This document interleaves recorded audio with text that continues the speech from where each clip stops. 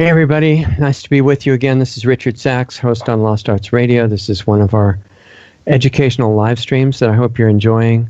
And we're going to have an actual class today that is tailor-made just for you to see. What we're trying to do is fill in gaps in all of our education that we probably missed if we had the pleasure of a public education or even some of the private ones.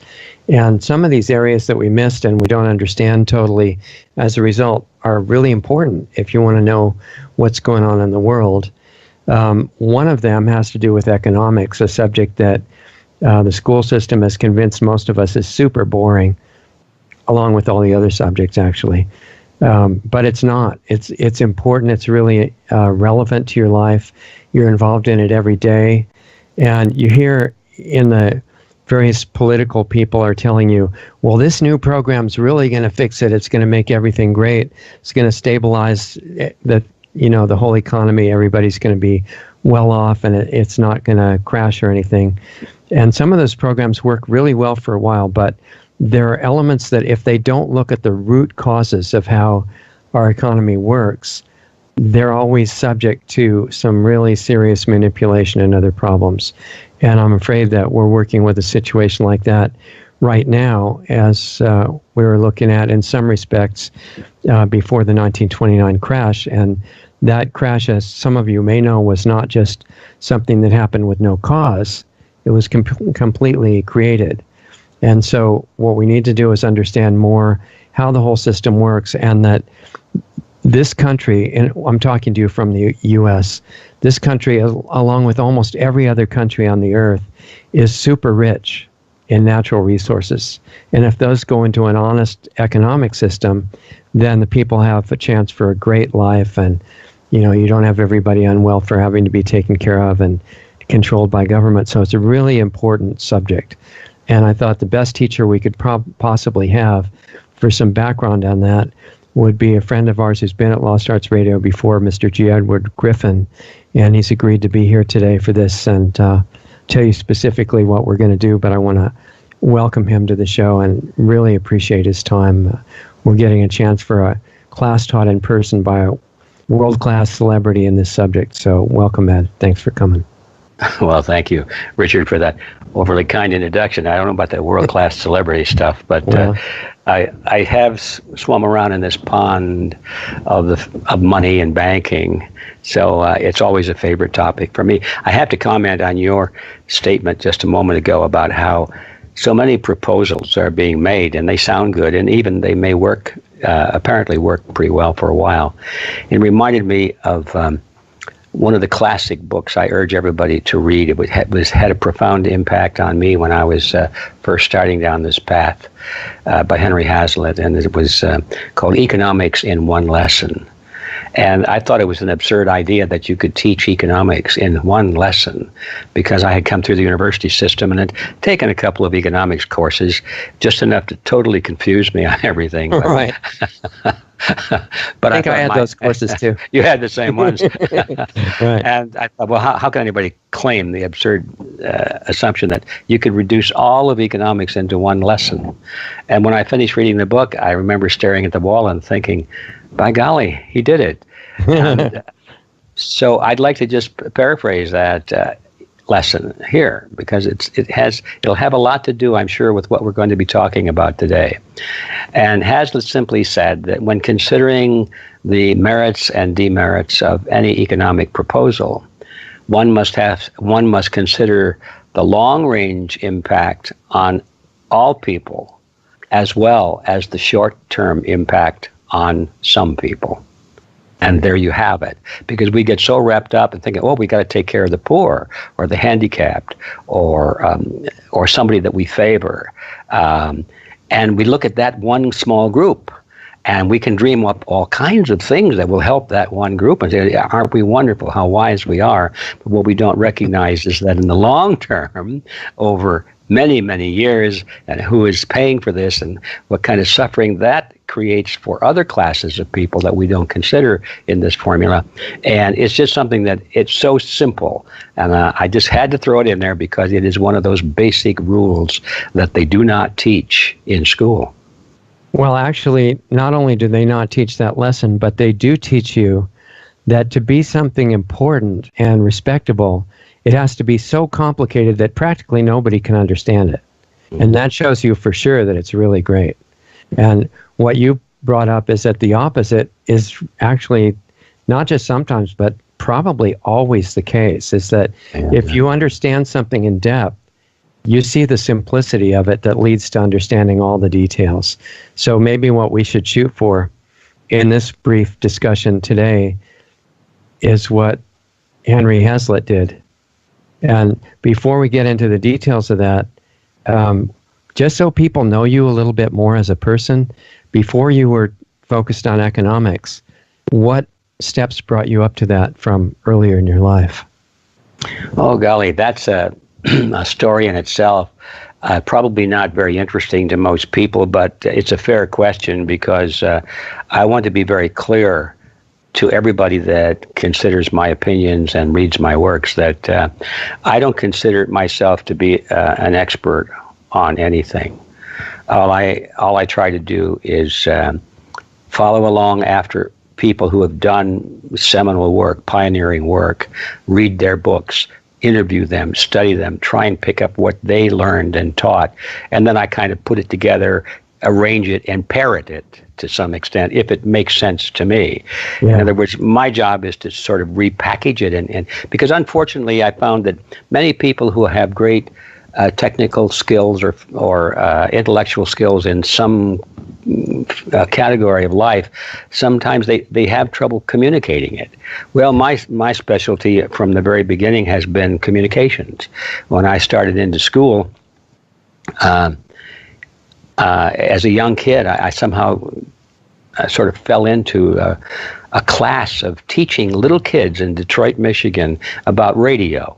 And this was back in the days when radio was big. I mean, that was everything. Yeah. Television hadn't been invented yet. Well, I guess it had been invented, but certainly wasn't commercialized. So I went down and took these little courses in how to speak into a microphone. And this is a microphone, and this is a script, and you hold the script here 10 inches away, and and when the director throws the finger at you, that means it's a cue. That means you start. Fundamental things like that. And I'm about 12 years old at this time. So I and a couple of other kids in Detroit really were all over that. And the first thing you know, I was doing radio acting as a kid. I did, was on shows like The Lone Ranger, for example. Right. That came out of Detroit. It was WXYZ Detroit and other programs. So I got into this as a little kid in communications. And so when I went to school, I thought, well, I'm going to be a big Hollywood producer, right? So I thought that's what I'm going to do. I went to the University of Michigan, and did I enroll in engineering or accounting or a business or something that really would produce something? No, I enrolled in speech and communications, Wow. So that was how I got started, and I got my degree in that. And when I came out of college, I went to work for a television station. Now, television had come along, and it was the first really big station outside of New York. It was WWJ TV in Detroit. So I worked there for a little while as an assistant director, which was a highfalutin name for a floor manager. I was one of those guys that dragged the cables around and threw the keys and threw the cues and changed the pictures that you put on the easel that the camera would take, all of that stuff. So I went I went to the military, spent a couple of years, and wound up with a very unusual opportunity to put on USO shows for traveling dignitaries. That's a long story in itself. Actually, I was trained in radar, and I was teaching radar, but I met a colonel on base one day, and he, in civilian life, had been an agent, and we knew each other from Detroit. And so he said, "Hey, Ed, how you doing?" I said, "Yes, sir. How are you, sir?" And then I went, "Hi, Dave. How's it going?" And so he got me into special services, which is what his department was. And the first thing you know, I was no longer teaching how to repair radar systems, but I was putting on USO shows. That's how I fought the war. I'm almost embarrassed to say it, but that's what happened. I met Raymond Burr, and he came through on a USO show. We got to be very close friends he was there about a week. And he said, well, when you come to Hollywood, when you get out of the Army, come to Hollywood and I'll introduce you around. We'll get you going over there. Well, I said I was all ready to go. So when I got out of the Army, I went to Hollywood, got hold of Raymond Burr, and he didn't remember me. He said, "Who are you?" "Oh, yeah, I remember." "How's it going, Ed?" So, but there I was in Hollywood, had a wife and a kid, and I was going to become a great Hollywood mogul. And I discovered one of my first big red pills of life was I discovered that there were a lot of people there in Hollywood with much more talent than I had, waiting tables and washing cars. And I decided this is not really productive. So I decided to get a real job, and I went to work for a large corporation. Spent about 5 years there. I was doing pretty well, actually. I was moving up the corporate ladder pretty well. Mm-hmm. And then I started to run into some literature about the things that you and I are interested in. I've never had any interest in world affairs, economics, history, politics, none of that. But I ran into some information that jolted me, and it made me think, maybe this future world that I'm counting on retiring in is not going to be around for me or my kids. And I discovered, Richard, that I had a crusader gene. I didn't know about that, but it kicked in. It sparked. And all of a sudden, I became very preoccupied with the idea of I've got to tell other people about what I'm learning, and I've got to do something about it. So I did the unthinkable. I quit my job with the corporation. My poor wife almost had a cow. She said, "What are you doing? How are we going to support ourselves?" And so it was a good question. I had no idea what the answer was. Right. But I decided I had to go on the road giving speeches. That was what I was trained to do, communications. And one thing led to another. I started to produce some very low-budget documentary films. And then somebody asked me to write a book. They were going to pay me money to write a book on the United Nations, which was one of my favorite speech topics. Wow. And it was only then, that I discovered that I could write. At that point, I didn't know that I could write. In fact, I was sure I couldn't. But it turned out that I was very ill at the time. And I won't go into that either, but I was really in great depression because I didn't think I was going to make it. They told me I had multiple sclerosis. Mm-hmm. And I looked that up, and I said, "Oh, that's not going to end well at all." But it was in that period of great depression and concern that this publisher called me and said, "You've been giving speeches on the United Nations. We'd like to publish a book on that. How would you like to write it for us, and we'll pay you good money?" And I started to say, "I don't know how to write," but I got to the I said, no problem, We do this kind of thing all the time. All the time, yeah. So I started to write, and it was very hard the first day. After all the research was done, I got the paper out and the pencil. And you talk about writer's block. Man, did I have it. I couldn't think of anything to write. So I just mentally took hold of my hand and said, "Write something. Put your name down. Anything. Start to write." So I started to write just anything. And, of course, I'd tear it up and throw it out. Another page, tear it up and throw it out. By the time I got to about page 3 or 4, I thought, well, that's interesting. I could use that. And by the time I got to page 7 or 8, I remember stopping and thinking, oh, my God, I can write. And this is fun. Wow. And I mention that not because it pertains to our topic today, but it's sort of bigger than that. It's one of the great lessons that I've learned to appreciate over and over again is that throughout one's life, sometimes the biggest obstacles and the greatest tragedies you face in the long term turn out to be the best things that ever happened to you. You just didn't know it at the time. As long as you're flexible, as long as you can roll with the punches and keep going. So, some gifts are really well disguised. They're well disguised. So anyway, I wrote the book called The Fearful Master, a second look at the United Nations, and then I wrote some other books. And finally, I wrote a book on cancer, alternative treatments for cancer, as opposed to the chem lab stuff that they try and push on us today. Mm-hmm. And then I finally wrote the Creature from Jekyll Island. And, I put a lot of dots together there, but that in 4 or 5 minutes is my whole life story. And everything I've written about, I had to learn from the ground up. And some people, especially in the medical field, when I was doing this thing on cancer, I had a couple of doctors, great doctors, that tell me they envied me. And I said, "What do you mean you can envy me? You guys have got all of this training. You've spent all this time in medical school." And they said, "That's precisely the point. So we have to unlearn. You don't." That's a big point, yeah.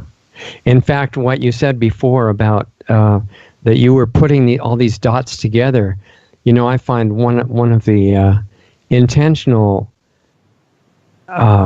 things that the educational system uses on us to make sure we come out unable to understand anything is that it makes you into a super specialist with no awareness of context of what you learned. So, which is great training if you want to be at ease with yourself and go into becoming a tool of the system, because you can be doing something super destructive, not know it. You're a specialist and you're doing your part really well. And you did the opposite approach. Understand the context, and then you're not going to be misusing or misunderstanding what you learn. Oh, so important, Richard. I hear that all the time from former military people. They were specialists. They were trained to kill. Yeah. Trained to kill in the defense of freedom and democracy and the defense of their country. So it was okay, but they never questioned whether they were really doing that for that purpose or some other purpose. And when they found out later that, there's some question as to whether what we thought we were doing was really what we were doing. And it's quite true. If you're so focused on just one little narrow part of the picture, you're not going to see the picture as a whole. Right, which is a big deal because then you can misuse everything you learn. Yeah. I mean, especially if somebody with that motive is directing you, just in case that ever happened. Yeah.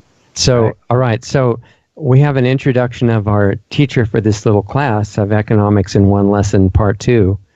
And why don't we start with some kind of a relevant history, not describing the central bank right away, but how that idea ever came up, what it's for, and everybody thinks that's where all the real money and gold and everything are stored so that they can benevolently, lend it to people and then take it back so that everybody can be prosperous. But before that was happening, you want to do some couple-minute history of how banking even started with the goldsmiths and everything, because I don't think almost anybody has any idea what a bank is. That's a very true statement. Almost nobody has an idea what a bank is, and what I've discovered to my amusement is that bankers are foremost in that category. Yeah, the ones who are working in the community level banks, right? Yeah, they have no idea what their bank is doing. And the perfect example here, I have to read it to you. I've got a copy of my book here. Here's a testimonial I got from Marilyn Magruder Barnwell, from Grand Junction, Colorado, and she ran it still does, I guess, but for years she ran a training company to train bankers on how to be bankers. It was sort of outsourced to an educational system, and this is her business.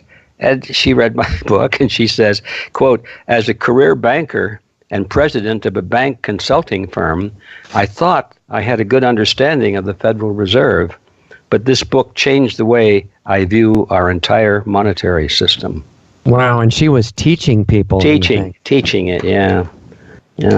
So it's and I don't put people down for that because, I look back in my life and I thought I was pretty hot on a lot of topics until I came across some contrarian information that had been carefully removed from my path, let's say. Right. I had to go searching for it. I don't think it's anybody's fault if you really look at the depth of where it comes from. Even the people who have fallen for the drug of working for evil consciously, in a way, it's not their fault because they made a decision based on what they understood, seeing through their eyes, their mind, their emotional state. I think if we were in their shoes, we'd do exactly what they did. I mean, their shoes meaning their mind and their emotions and everything. So it's almost like teaching, in the real sense of the word, is reaching deep enough into people's consciousness to show them a completely different reality that could change everything that they're doing. Even the people trying to cause harm are not irrevocably committed to that, even if they think they are. My opinion is they're all reachable if we're good enough to do that. I agree with that. In fact, I wrote something just last night on that as a footnote to a news article that we put out. I publish a news service called Need to Know News, and we release new stories 3 times a week. And I just looked at a group of stories last night and did my own analysis and my own rewriting of the headlines and so forth. And it was an interview with a group of Antifa kids. Okay, right. Now we look at the Antifa groups and they're like, well, you're tempted to say they're like animals. Well, that would be an insult to animals, but you could say that. Yeah, and of course we see them with their hoods on and their masks on and throwing rocks and setting things on fire and using profanities and they're the epitome of hate and violence. And now they're also wearing red masks with yellow designs of hammer and sickles and stars and stuff, and it's getting really blatant. So you look at them and you think that these are absolute animals, and there's nothing you could do with them. But then now we get to the point. I saw this clip of a bunch of interviews that somebody had done with these kids when they weren't in mob mode, where they were just sort of milling around, and somebody came up with a microphone and said, well, how do you feel about this, and who would you vote for, and why are you here, and so forth. And I was sitting there listening to them, and I saw in my mind's eye the kid next door that had been sent to the university.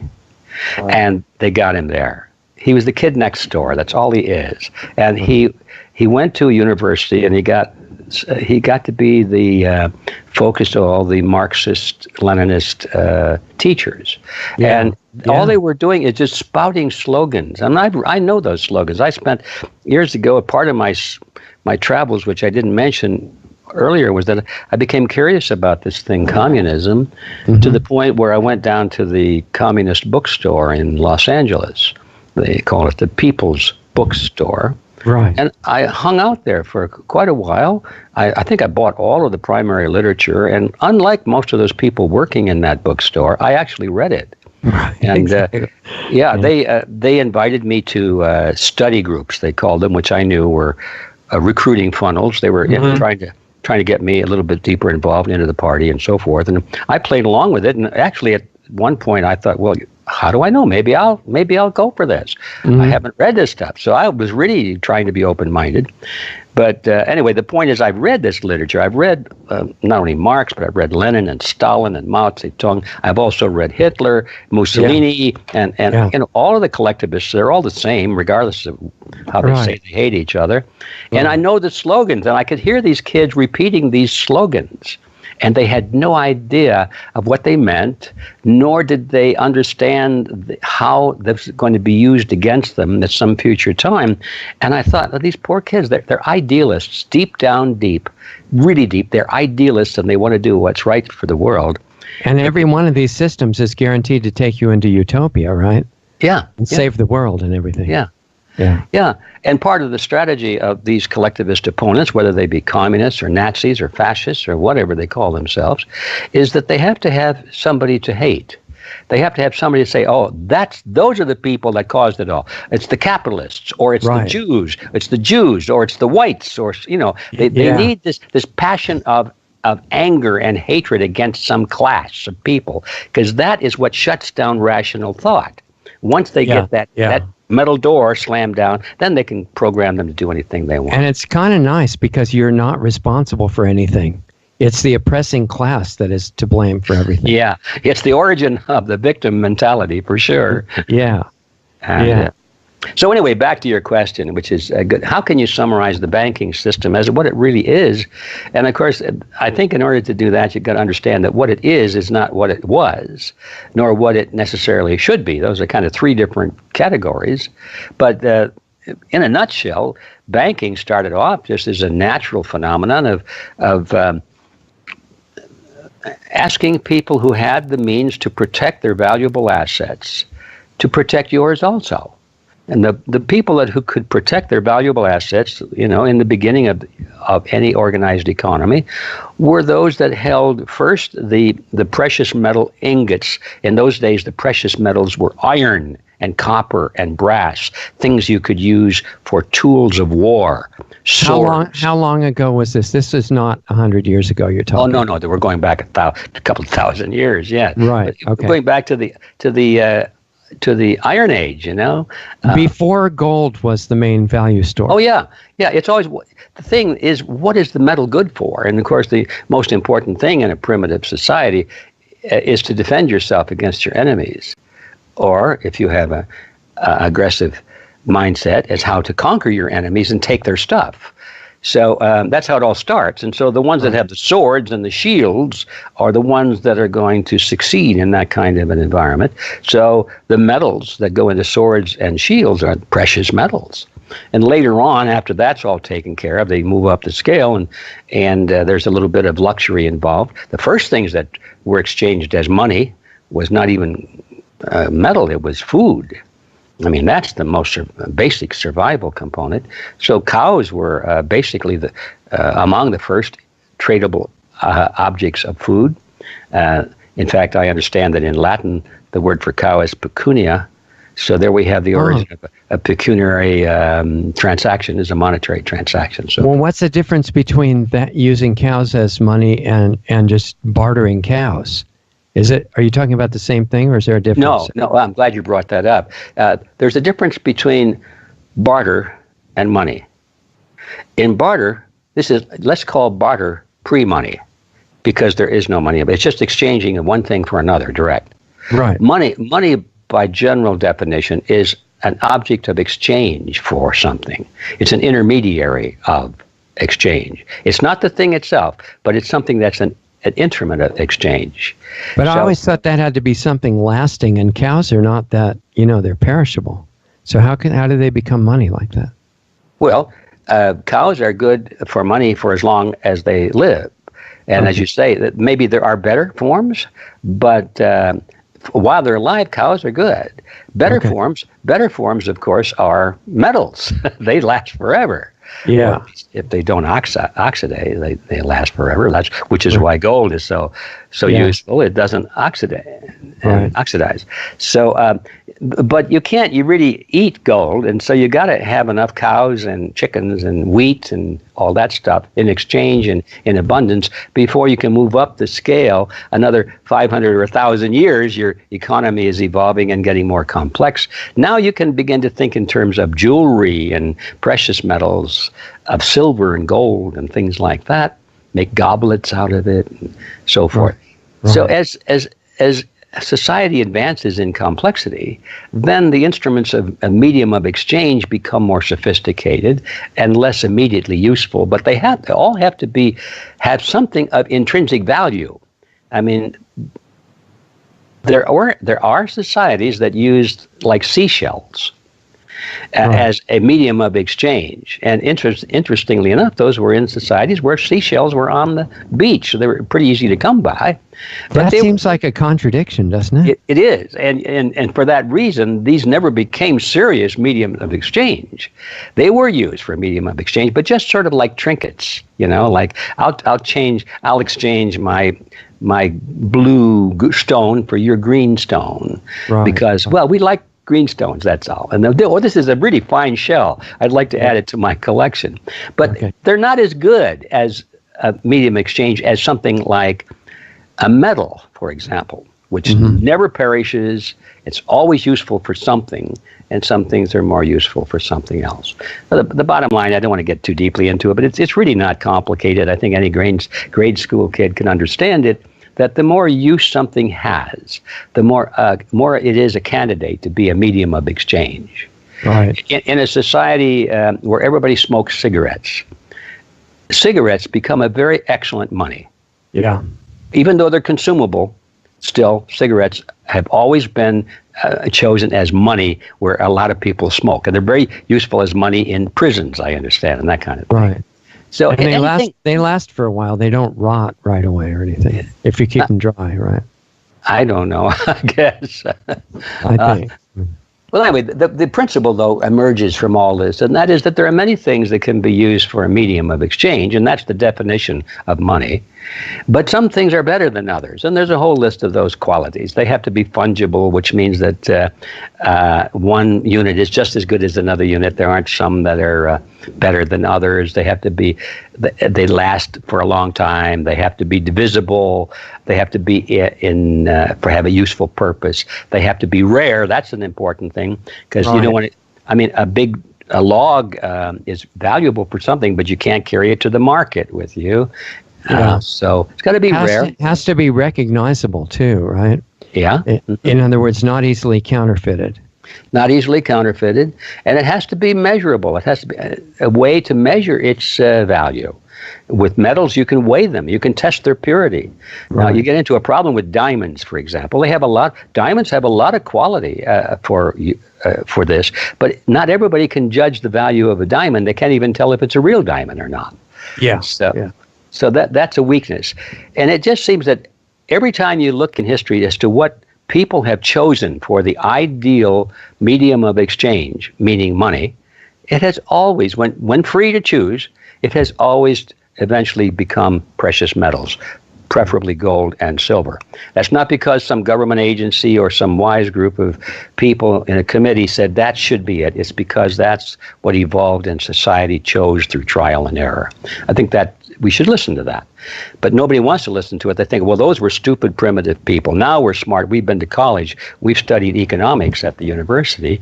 And we can invent something that we can create out of nothing, and it'll serve as money. And it's for the good of the people, of course. Yeah, that always gets us in. You don't even need paper. You can just push enter on the computer and make more of it. Yes. And maybe some point at this, we'll get over to digital currencies like, cryptocurrencies. Cryptos, that's everybody's really interested in that subject too. Yeah, I think they're in for a big surprise. They don't realize that is the dream of the banking fraternity, to have a cashless society, and they thoroughly intend to control cryptocurrencies. And these people are going around saying, they can't do it. Right. They just can't do it. Reminds me of a good friend of mine. I won't mention his name because he's a good guy and I don't want to embarrass him. But I remember in the beginning, he was creating a monetary system. And he said, well, we'll work this through the internet. And I said, well, they can control the internet. No, it's impossible. Look, the internet. It's up in the sky. Nobody controls it. I said, okay, we'll see. Okay, well, anyway, I wandered too much. A banking system began, let's get to the simple part of it, is simply because if people had precious metals, a little bit of gold or silver, in excess of what they needed for their daily activities. Now we're talking about a society that's getting a little bit affluent. It's not just primitive, it's not just hanging on day to day, but now you have some surplus. And people worry about where to put these valuable assets that represents their savings, their stored wealth, because there are always evil people in a system. They're going to steal it. They'll come and kill you for it. Yeah. And so they had the problem. Well, how do I protect this? And the initial solution was, well, you have somebody stay up all night, and every 6 or 8 hours you change the guard, and you just watch out and guard it, and be ready to fight for it if necessary. Well, that worked, but it's not an ideal solution. So eventually they decided, look, this jeweler, the goldsmith down over the hill there, he's got a vault for all of his gold, and he's got armed guards. He hires them, and they're always guarding his. So let's go over and talk to him and say, hey, maybe if we could put our little stash of gold into your vault and you guard it for us, we'll pay you a service for that, a fee for that. So that's basically how banking started, as a deposit type of banking. So would you say that one action, that one decision, led to all the economic problems after it? Or is that an oversimplification? Well, I don't know that it's an oversimplification, but I don't think that is the decision that led to the problem. Okay. I think what led to the problem was the next decision, Richard, which is, how do I explain this without taking too long? Okay, let's assume we'll fast forward maybe 500 years or something like that.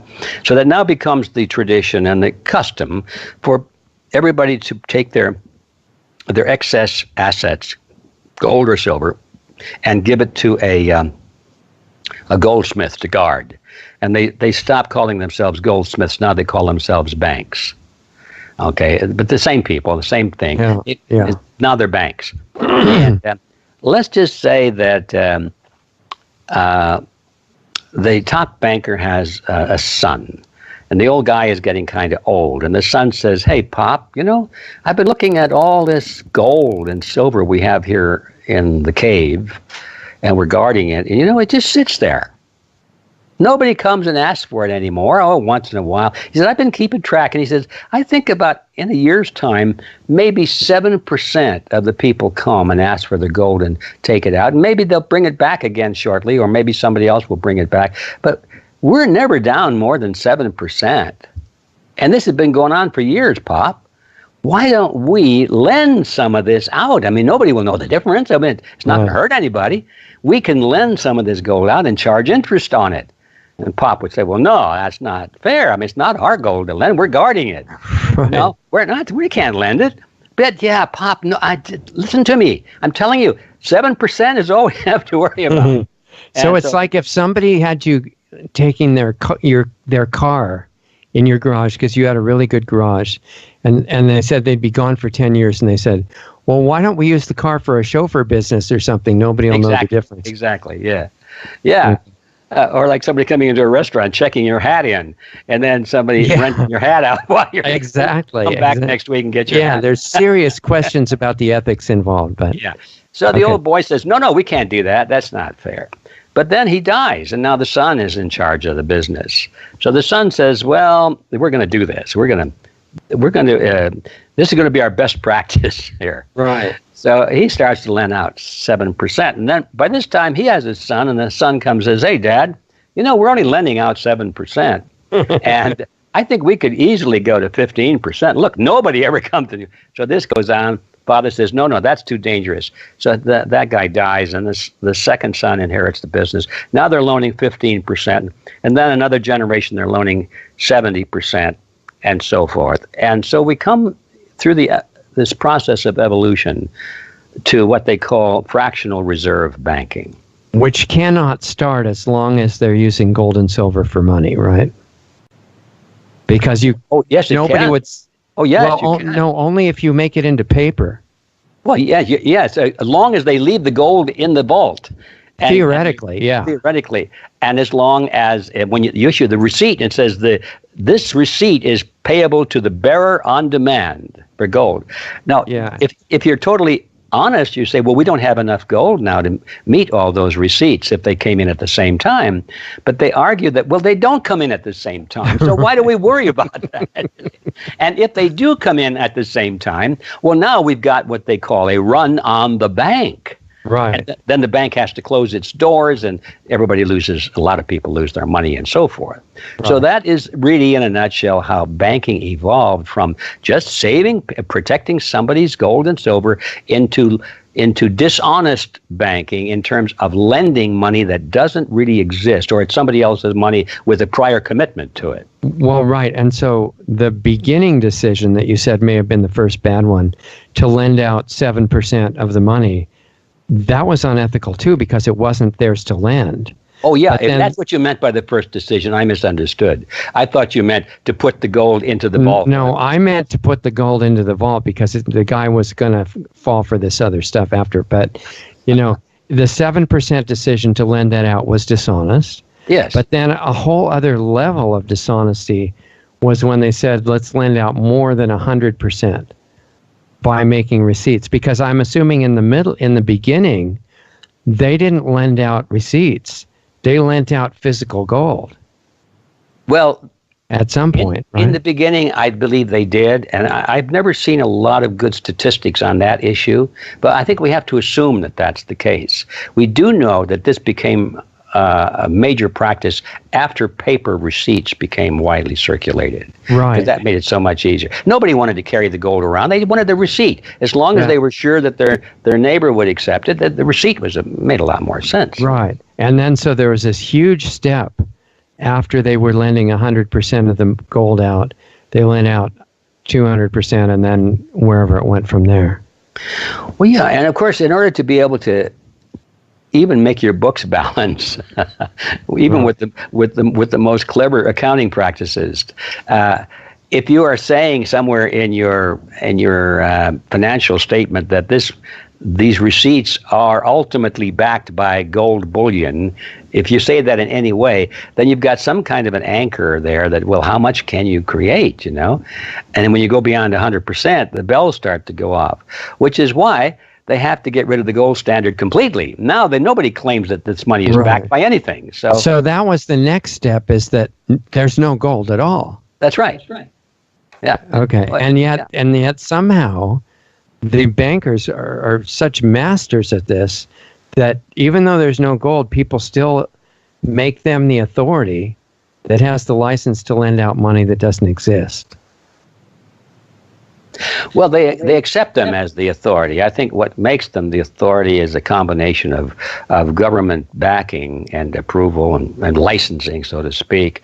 Okay. Like with the Federal Reserve System, they were chartered with an act of Congress, so that the governments make that. That's the big step. And then, of course, the banks themselves go to great lengths to make it appear that they're very conservative and very honest in their dealings. Exactly. They have guards, and they worry a lot about your integrity, and they never worry about their integrity. But are you a good person? Can we loan money to you? Are you going to repay it? And nobody asks the questions about the banks that way. Or if the money they're going to lend you ever existed.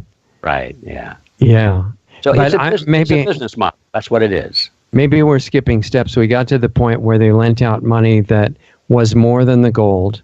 And then how did it get from there to eliminating the need for the gold at all? Well, that was done through incremental steps. Let me say this correctly. It was always done, but not honestly or legally. The word is legally. Right. We've left out a big chapter of history called the Wildcat Banks, for example, which is very interesting and puts some light on this.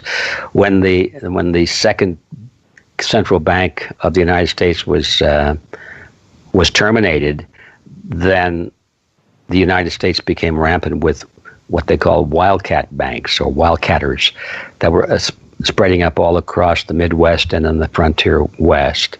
And these were the most unscrupulous banks of all, not because what they were doing was more unscrupulous, but because it was easier to see.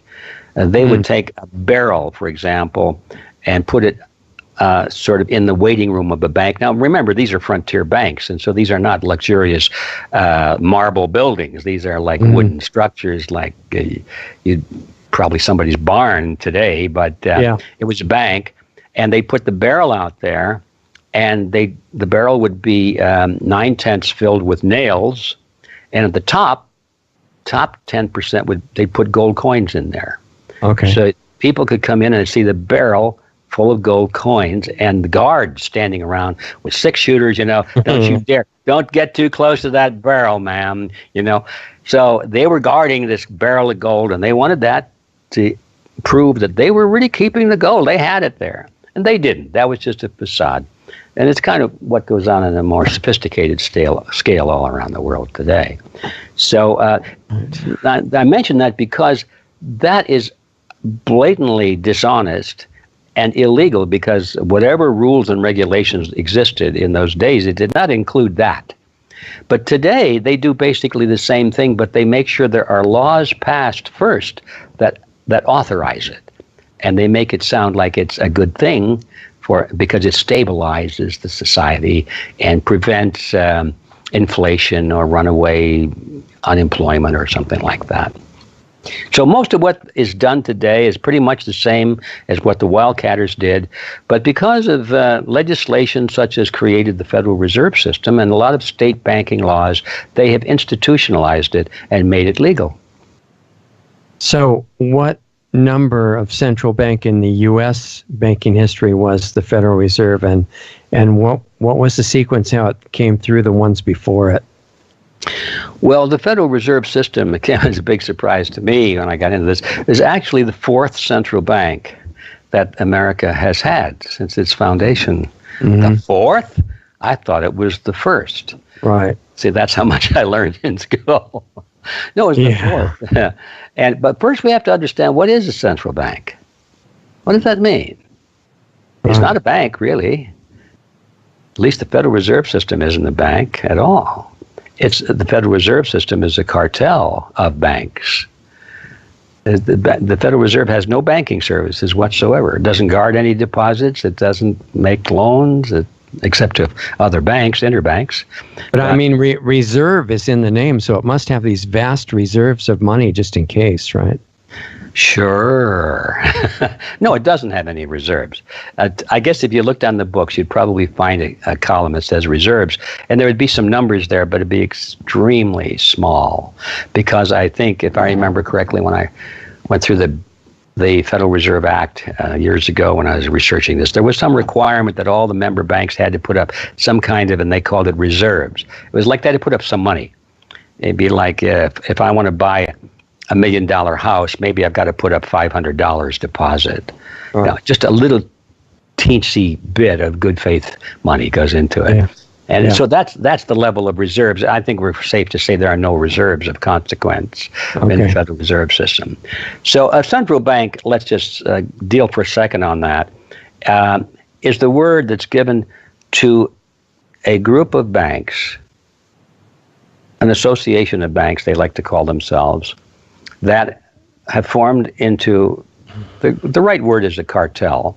It's a group of competing banks, generally competing, that agree not to compete with each other in most areas, but they look like they're still separate entities, but they fix their prices, they share patents and processes, they all agree for the same practices and so forth, so that as far as the public is concerned, they're dealing with one industry, right, with various components. And they do this because this allows them to operate without competition. And without competition, their profit margins can rise. And the customer has no option. He can't go anywhere else. Even though he goes from Bank of America to Chase Manhattan or to Wells Fargo, the practices and prices and interest rates and services are all the same. It really doesn't make any difference. So that's what a central bank is. It's a group of banks that have formed together, and they go into partnership with whatever government where they're located, and they form a partnership agreement, and usually the agreement agrees to give them the right to create the nation's money supply, if you can imagine the absurdity of that. Most nations say, we've got the sovereign right to issue our money, and then they give that right to the central bank. Yeah, that's a really interesting thing because, you know, you said before that even though the Federal Reserve System doesn't have any reserves, so it's not exactly an accurate name, people think, well, at least they're federal, you know, they're part of the government, and the Constitution gave the government the sole right to coin the money, and it did say it had to be gold and silver, but they gave them the sole right to coin the money, and so since this is part of the federal government, it must be okay. Well, that's how they think of it, yeah. But it's just the opposite, actually, because the instrument of the central bank is quite distant from the government, and usually it's part of the agreement that once the central bank is given the authority to create the money and set monetary policy, then the government can't interfere in any way. The only thing the government can do is say, we'll take away this power from you, but as long as it exists, it has that unchallengeable power to issue money at whatever formula it wishes. And in the United States, it's so strange because you see the chairman of the Federal Reserve testifying before congressional committees. And it looks like he's reporting to his bosses, you know, because they're asking him questions. And sometimes they get pretty feisty about it. And he never seems to be too concerned, if you notice. He just sits there and smiles. And basically, he's saying, yeah, well, here's the number. And if they ask for a number that he doesn't want to give them, he said, well, I'll have to look that up. I'm not sure that's something that we want to make public. Right. And for the sake of the country's security and everything, you know. Yeah, that's the excuse. But it's in the contract. It's in the contract. You guys can ask all the questions you want, and we're obligated to give you answers, but you can't tell us what to do at all. Isn't there another misunderstanding that goes right with that, is that the public thinks that it's under the control of the government because the president appoints the members of the board, but what they don't mention is that the candidates for members of the board are provided by the central bank, right, to the president. That's so obvious, isn't it? It should be. It should be. It was not obvious to me, I have to admit. Yeah, I always assumed that with the president, when he appoints somebody to the Secretary of the Treasury or the head of the CIA or chairman of the Federal Reserve System, that he knows these people, that they're his friends. And Right. No, he doesn't get these names out of his personal address book. They're given to him by the donors to his campaign, the big donors. Right. And who are the big donors? Well, they don't get much bigger than the banks. Yeah, good point. But even the bank itself, when you have to get a new member of the Federal Reserve Board, which I think there were 2 of them recently replaced and by the president gets to be the master of ceremonies of replacing them. But where they come from is within the cartel, right? Exactly. Take a look at all of the chairmen of the Federal Reserve System for as long as we can remember. They all come from the banking fraternity or from academia, where they have a clear record of advocating the supremacy of the banking industry. They might as well be bankers. They're teaching what the bankers themselves want to be taught. So for some reason, they're not nominating Ron Paul or something like that to be on one of the board members. Not a chance. Not a chance. I don't think they're going to ask me if I'm available either. Right, So. You could be the other one. See, those would have been the 2 good picks for these recent ones. Well, that brings up a good point. Sometimes people have asked me, so what would you do if we got a president in there that asked you to be the chairman of the board, chairman of the Federal Reserve System? What would you do? And I had to stop and think about it for a minute. And I said, well, I probably would accept it, and then I'd walk in and declare that the whole place is shut down the next morning. Yeah, exactly. And then I had to retract because as chairman of the board, I wouldn't have that authority. Well, what you could do as a really responsible chairman of the board that just happened to have the side effect of getting it shut down is just say, well, we're going to really be responsible and take care of the country, so we don't want any non-transparency anymore. Here's all our records of what we did for the last 100 years. Mm-hmm. I think I'd probably die of lead poisoning. some form of suicide that was highly unusual. Right? Yeah, I think I'd become very depressed. So what happened to the first 3 predecessors of the Federal Reserve? Why did they not last? Well, okay, the first one was the Bank of North America, and that actually was in place when the Constitution was created and the nation was formed. All of this history I had to learn. I didn't know any of this, but I was amazed to find out that right from the very beginning, the United States, this fledgling United States, had a central bank. Because that's the way it was done, and we had a couple of very powerful people in the United States that were pushing for that. Alexander Hamilton was one of them, and Alexander Hamilton had a lot of great qualities, but his affinity toward the banking families was not one of them. And he pushed for it. Anyway, a lot of history there. It's interesting, but the point is that we had something called the Bank of North America in place. And it sort of ran down. It was greatly esteemed in the beginning, but they did what all central banks do. They created money out of nothing. They made loans on non-reserves, and that means that the money supply expanded greatly. So just to interject a question, about what year were they created? Do you remember? Well, let's see. I have it here. It was chartered in 1781. Okay, so the country existed, the U.S. existed. Mm-hmm. Okay. The bank existed, but it didn't become officially chartered until 1781. Okay. And it didn't last very long.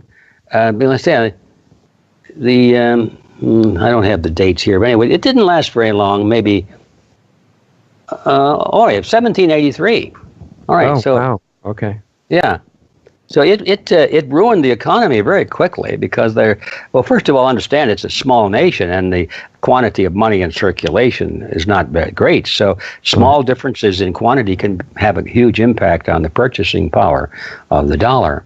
So anyway, people of the country, and those in Congress decided, hey, we don't want this, and so they terminated it, and it became a private bank in Philadelphia. And then the next bank came along finally. I think I don't remember the year. I have to look these years up. It was 1791. Yeah, there it was. 1791. They created the second central bank, and it was called the First Bank of the United States. Okay. So the second central bank was called the First Bank of the United States. It just condensed this down. It went through the same history. It created money that they lent to the government and also in industry. It was not backed by enough gold or silver. The money supply inflated. There were business failures. The banks closed its doors at some points, and they did not renew the charter, so it went out of business. So and how long did it last about? Okay, and look at the dates here. I think it was 1811. There it is. Okay. 1811. Yeah, in junior high school, I was always thought the dates were really boring, but now I can relate to what they mean. It's interesting. So yeah. All right, so number 3. So now we come finally to the second bank of the United States, which was the third central bank. It gets confusing there. But this is the third central bank, and it called itself the Second Bank of the United States. And we had a sort of a repeat again. That was the one where President Andrew Jackson got into the scene and really put his political career on the line by challenging that central bank. And he, if you've ever read any of that part of the history, he was a very colorful president. Yeah. And he used phrases like, the bank is a den of vipers, and I shall wipe thee out. And things like that. Yeah. He was giving campaign speeches. So when did that one start and finish? Well, let's see. All right, I got to fast forward here to the Bank of the United States. The dates. I should have known you were going to ask me these dates. Wow. Yeah, I'm sorry. I should have told No, I'm glad you do. I should have memorized these dates. I want people to get really interested in history, the real history, not the junk they teach in school. Yeah. Okay, well, I think it was right. Well, it was right after the War of 1812. I'm going to have to do a little bit deeper digging. Okay, so let's just say 1812 or 1813, something around in there. Okay, got it. And so that was the one that Andrew Jackson took on, and it was quite a struggle. And they got rid of it. They didn't renew the charter, and the president of the bank was Mr. Biddle, and he deliberately set out to ruin the economy of the country in order to blame it on him.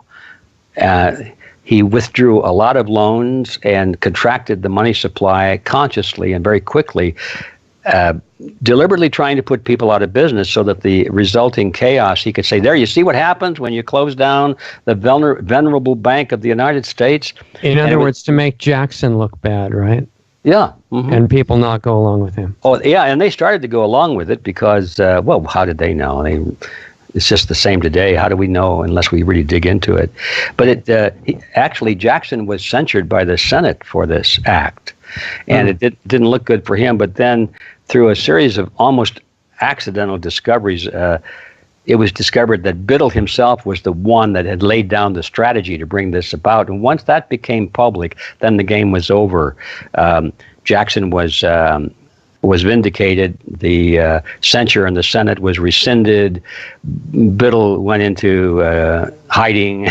And I think Jackson got reelected at that point. Yes, right? He did, yeah. Mm-hmm. So that was the end of the third experiment in central banking. So we're condensing Richard, we're condensing a tremendous amount of fascinating history. I know, sorry. And you learn so much from the details, but this is just the skeleton here. So did that only last a few years, the third bank? Well, yeah. Let's see if I have a date in front of me here from my little cheat notes. I don't have a date right here. I could I'd have to go back deeper. But this is I'm just looking at the summary here. So yeah, but I don't remember the years of Jackson. I'm going to guess it lasted about 8 years or something like that. Okay, so then there was a gap. If 8 years would have been about 1821, and there was a long gap with no central bank between then and when the Federal Reserve started, right? That's right. Mm-hmm. I mean, like 90 years or something. Yeah, and of course we had the Civil War in that period, and it was a period in which you can argue pros and cons on this, but it was a period in which President Lincoln pretty much abandoned the restraints of the Constitution in order to fight the Civil War more effectively. And one of the things he did was to go contrary to the Constitution, which absolutely forbade the creation of money on promissory notes. That's exactly what he did when he created the greenbacks. Well, you're saying the banks could do that, but not the government. Right. Okay. Mm-hmm. Okay. And so, in this case, the government did that, and they called them the greenbacks. And of course, it was basically the same mechanism, but now the government was doing it instead of the banks. And it had the same inflationary effect, all the disastrous effects. But since it was in the name of fighting a war, and the element of patriotism, and then the element of being anti-slavery was thrown into it, there was not so much consideration about the Constitution so much as these more social issues. Well, even now, some people think that the simple answer that's really being hidden by all the bad guys in government is that if they just did the greenback thing and just issued a bunch of government-backed fiat, not backed, but government-issued fiat currency, and it wasn't done by the evil central bank, then it would be fine, and everybody would have a lot of money, and it'd be great. Yeah, it's one of the most it's one of the most horrible lies you can imagine, but people fall for it because they get so focused on those big bad bankers that they think they can trust those nice, kindly, honest politicians. Right. You know, that's the solution, isn't it? Let's have the politicians take this on. We know we can. And we know we can trust them. They've been trying to hide the fact that all they ever had to do was the government issue all this money, and all the money problems would be over. Well, the government couldn't issue the money on the basis of the Constitution. Well, yeah, but they don't follow that anyway on most of the stuff. There you have it. So if they just wanted to be humanitarian and know that the Constitution is outdated and, humanitarianism should be the ethic behind everything, all they have to do is issue enough money for everybody. Well, that's what they're trying to come up with now, the poor people that are falling for this. The universal income now, they have another name for it. We just give everybody money. Yeah. And why didn't they think of it sooner, right? Yeah. And what follows after that, of course, is that, well, since we're giving everybody money, we don't really need money. We'll just give them a chip. We'll put it in their hand. Well, yeah, and if they're good boys and girls, we'll fire up their chip and they can get what they want. But if they're not good boys and girls and they do things that we don't like, well, they're not going to be able to eat. Well, that should make everybody good right away, right? It will seem that way, won't it? It's hideous. It's hideous when you see what the ramifications are behind all of this.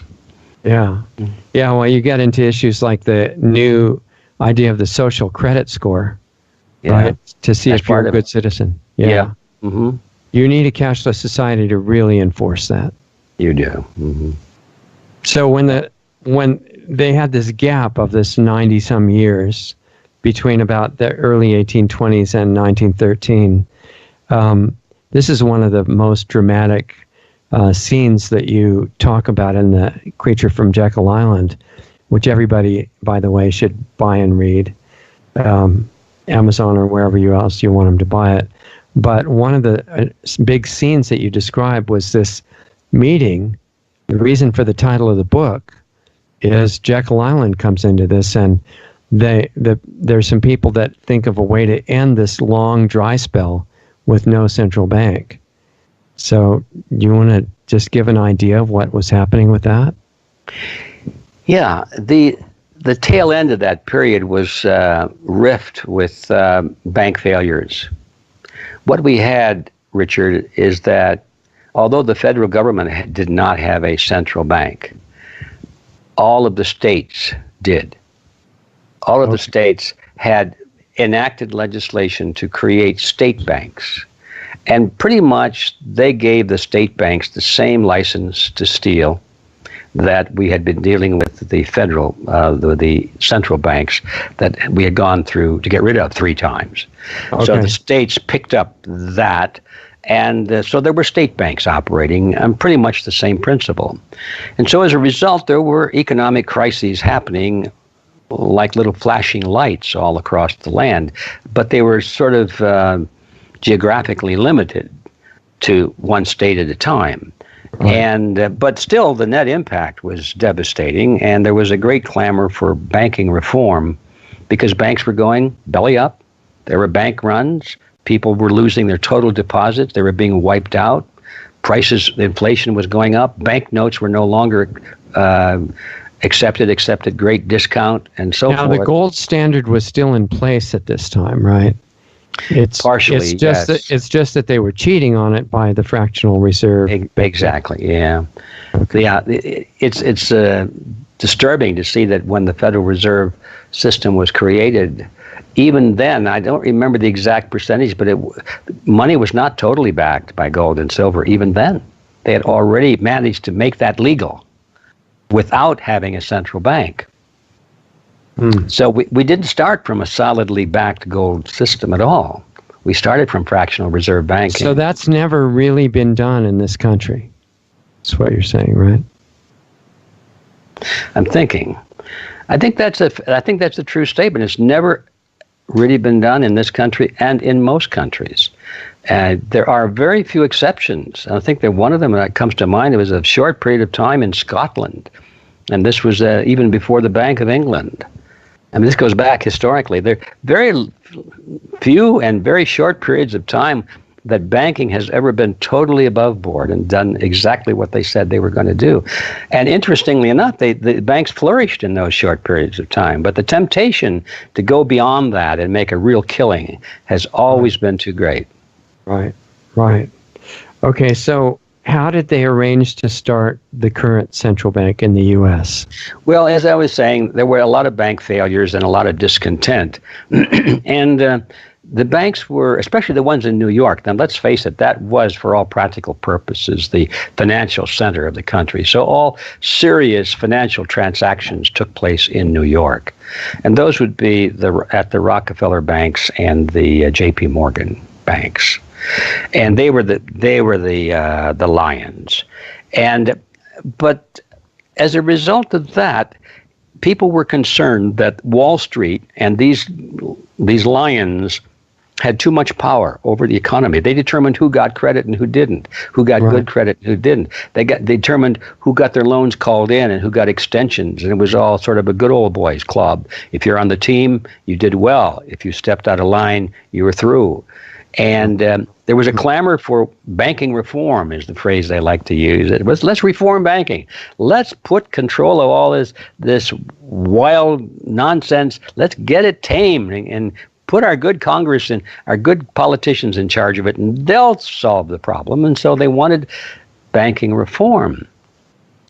And so that's how it all started. The bill was drafted by Senator Nelson Aldrich and his committee, the National Monetary Commission, it was called. He was the chairman of it. And of course, Aldrich himself was buddies with all of the bankers. He, how shall I say it? He was by marriage interlocked with the Rockefellers. All of his business associates were bankers and industrialists who were indebted to the bankers. So he was the guy that was going to bring about banking reform. And so they started on a journey, and they did a lot of propaganda to convince the American people that it was time to have a new central bank. And they didn't call it a central bank because they knew that already there was enough pushback against the central bank. That's what we had in America before. We had to get rid of it. That's what they've got in Europe. No, we don't want that. We're America. We want something unique. It's distinctly American. And so they called it the Federal Reserve System. But it was a central bank. So that's generally how it started, and there was a lot of propaganda, a lot of maneuvering. It took quite a few years. It took about 3 years, actually, before they were ready to pass it into law.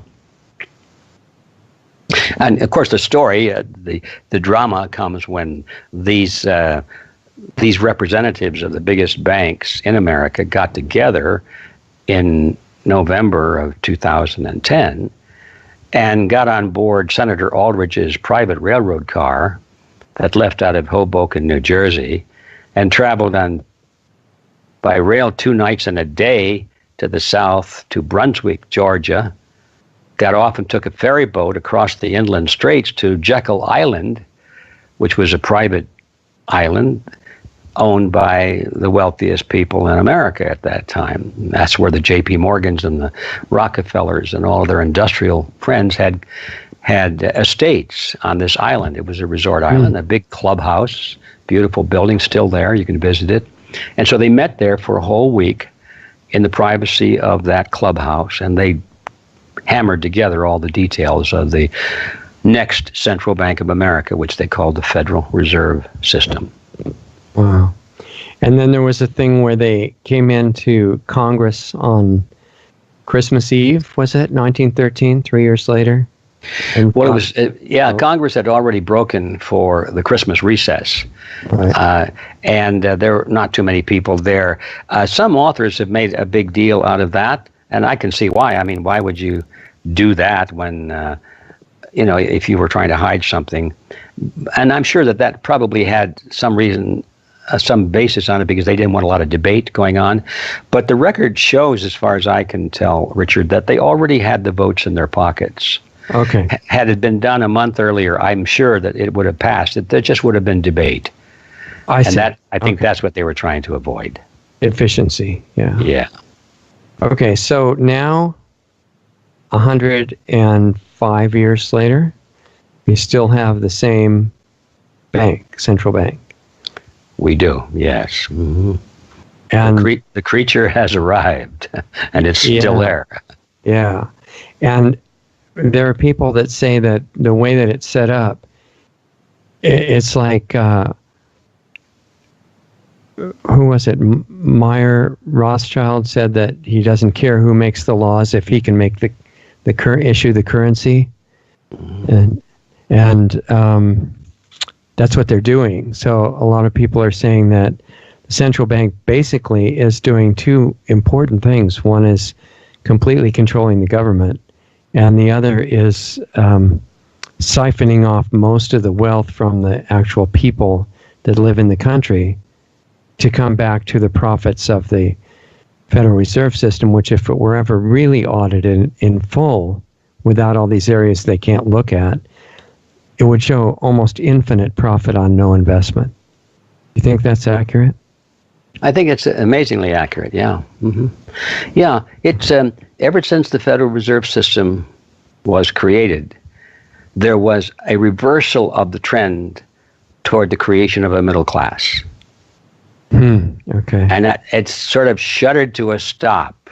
And by the time the end of World War I had come along, and certainly the end of World War II, the train was moving in the other direction to return the world social system back to the aristocracy model, where you have a elite few that really own and run everything.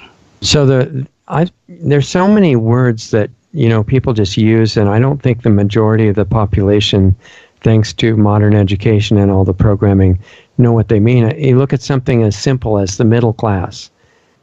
I bet you there's almost nobody that knows what a middle class is anymore.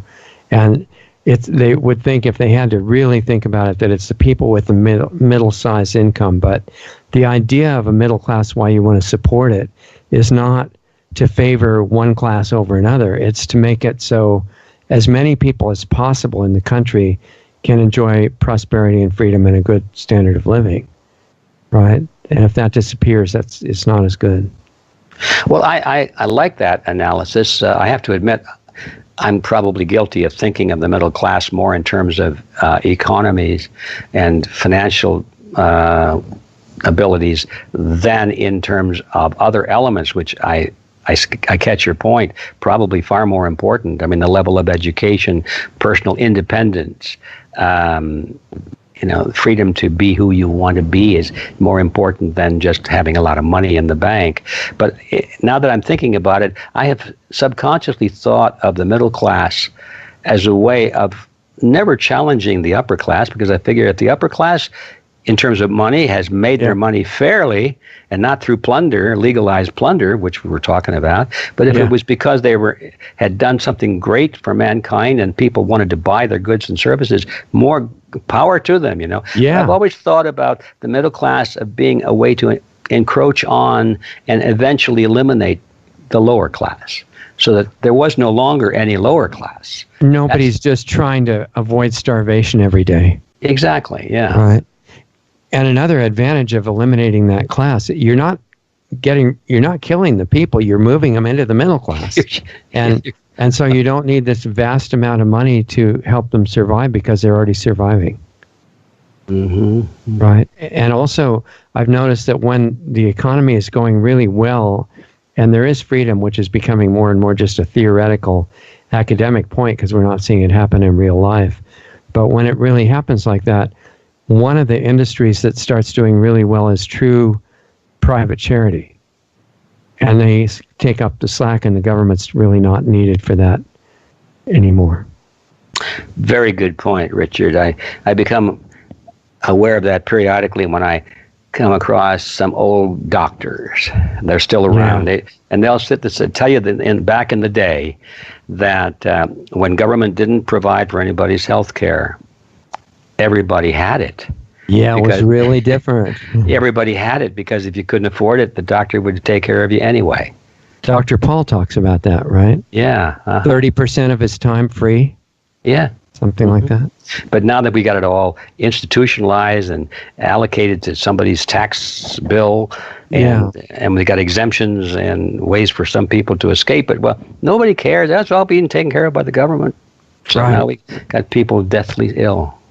It's the same thing with now that we have free education, you can graduate with a $500,000 debt. Yeah. That's a good free education, yeah. Yeah, exactly. So everybody thinks that the central bank is keeping the country, who even have any idea what it is, which probably not too many, but those people think maybe that it's keeping stability in the American economy, just like the way that they got it instated in the beginning.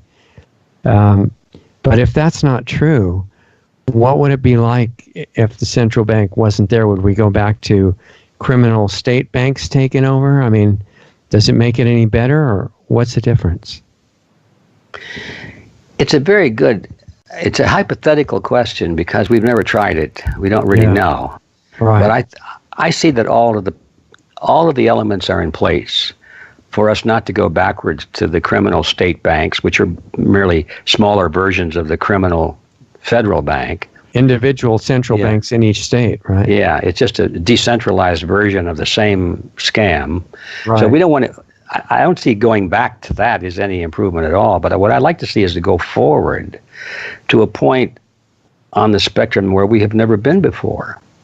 And that is where banks, like all other institutions, would be required to keep their contracts and wouldn't be given any special privileges over anybody else. They'd have to be honest and be productive and can't rely on the tax doles to bail them out any more than somebody running a shoe store, you see? Well, but if you can't do fractional reserve banking in this legalized criminal money business, what's the point of being a bank, right? Who would want to do it? Who would want to do it? They might want to have to do something else. Is a real bank, is that a storage facility? Do you have to go back to the goldsmiths before they discovered that they could cheat and say if you got a bunch of honest goldsmiths to do it right, that would be what a bank should be? Well, we do have some very short examples of what honest banking is. And in those cases, they did perform basically as a clearinghouse for the different currencies. And in those days, different currencies meant different coins. So they needed somebody to say, well, this coin is good and that coin is not so good. They needed somebody to test the coins and sort of declare that this is worth that number, to put a value on the coins. They needed somebody to store and guard their little collection of coins. They needed somebody to introduce them to those who might be willing to make a loan to them to provide financial services. And so for all of these things, which are valid services that a bank can provide, the bank charged a service for it. Okay, so there's a little percentage that you pay, like a negative interest rate, right, for having the money in the bank. Yeah, in a way, yeah, you could say that. Except instead of calling it a negative interest rate, which is kind of a back way of confusing the issue, just say it's a fee, storage fee. It's a fee, right, yeah, right. Storage fee. So if you go to a mini storage and you've got stuff from your house that you need to put somewhere safe, you pay them so much a month to do that. Yeah. And if you were bringing stuff in and out of storage, there might be some transfer service fee for that, and that would be a bank. It would be a bank. And then a very innovative bank, in my view, would be one that said, okay, now that we got all this furniture stored here, let's ask everybody if they would come in and mark those things which are potentially for sale. And we'll store them over here, and we'll see if we can sell it for them, you see. Right. An innovative an auction service. And then you could add different services on top of that, but it would be transparent and totally useful. Would the lending function disappear? I don't think so. You just have to have consent of the people who are storing stuff to let them lend it out. Exactly. Right. Well, they have that today to a certain extent. If you notice if you go to your savings account and your banking account, there might be a difference in wording. In some of your receipt books, it'll say this is a demand deposit. In other cases, it might say this is a time deposit. And right. They mean a lot. That's a lot of difference in meaning. The demand deposit means you can come in and demand it at any time.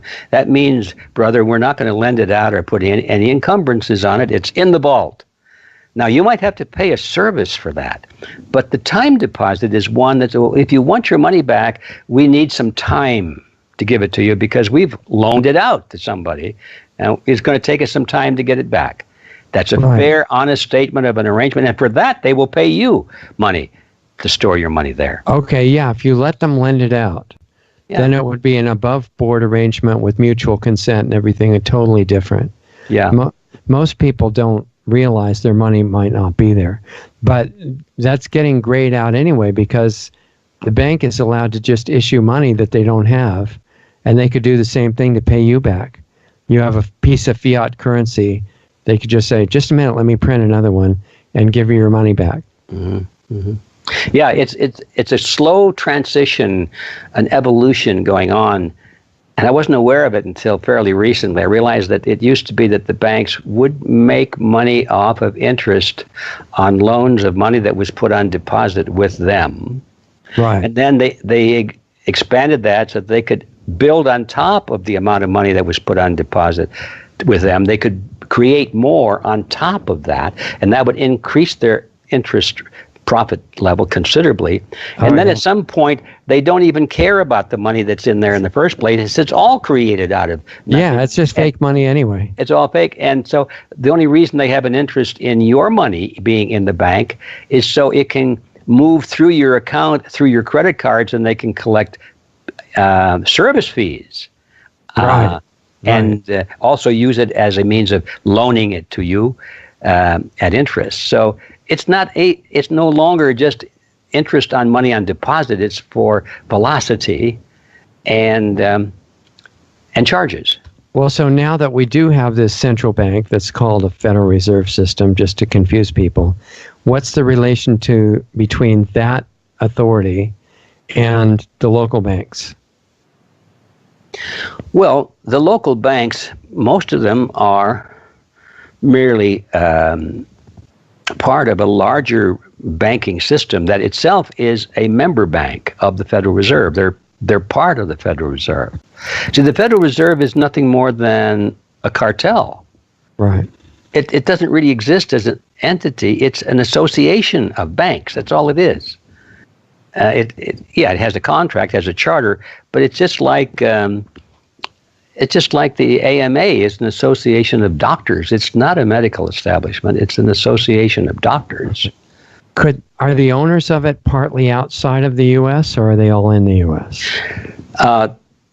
This is sometimes very hard to resolve because the records are not readily available, and there's some suspicion that there's a Class A and a Class B level of ownership. My answer is yes. There are lots of them outside of the U.S.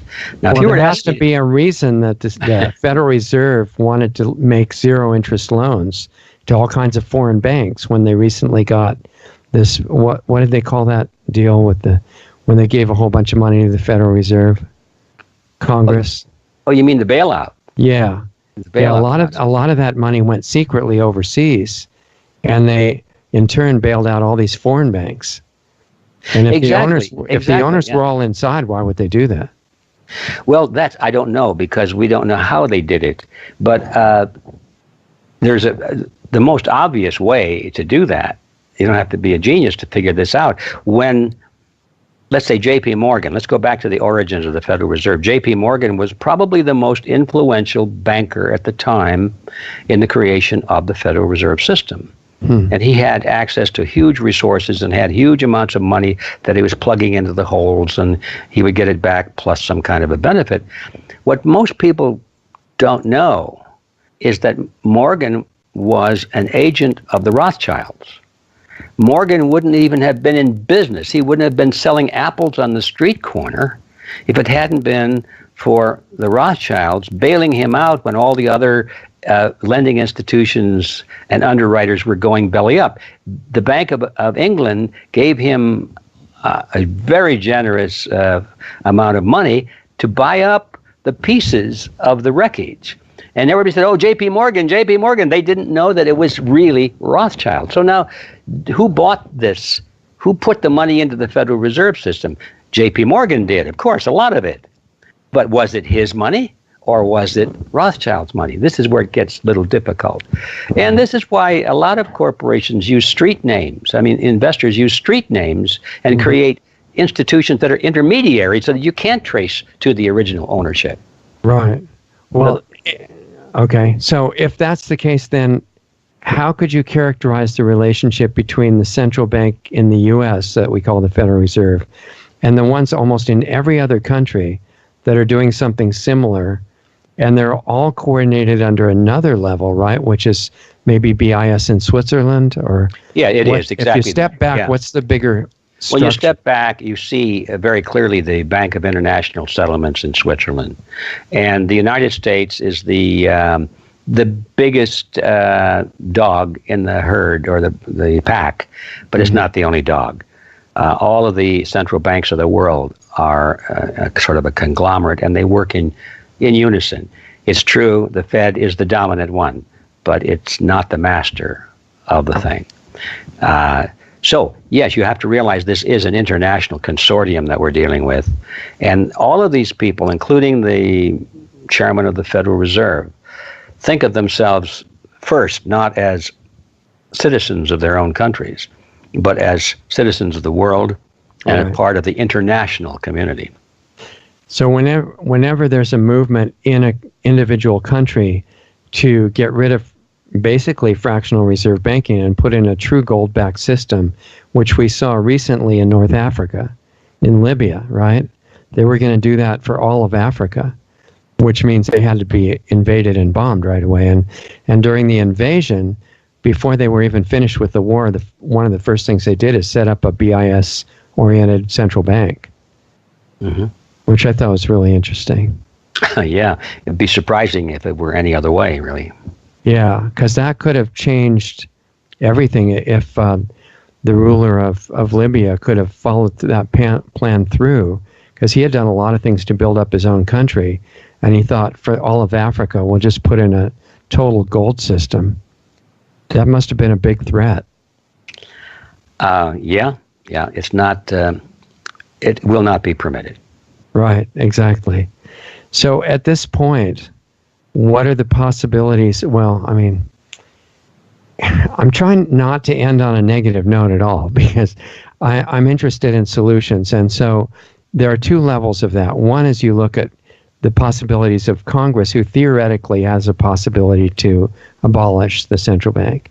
They just don't do it because they're all owned by blackmail and bribes, basically, if you want to get, not too technical. But the other, so the likelihood of them going against their own controllers doesn't look really likely.